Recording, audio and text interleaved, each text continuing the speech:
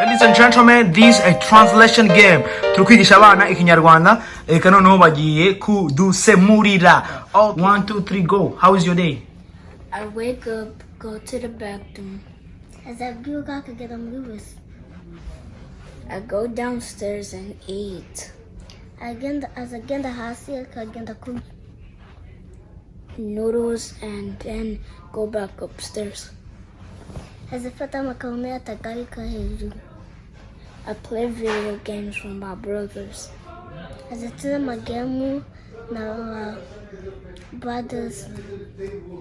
At night I sleep. And then wake up and do the same thing. Okay, tugiye kwa Hornella. How is your day? I wake up, I go in the restroom, I wash my face.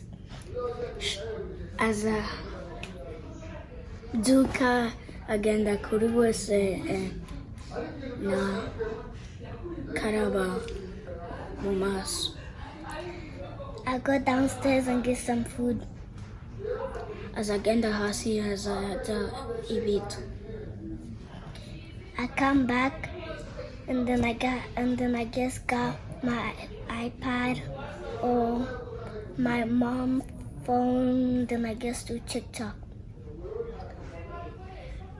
As agenda na kina iPad na TikTok. As I get TikTok. All right. TikTok niki mu Kinyarwanda? Gerageza sobanura abantu TikTok niki. TikTok ngo uzigenda tureba muziki yibona abantu shaka wabafanginga and then utabikapingi tubiko. Okay. All right. So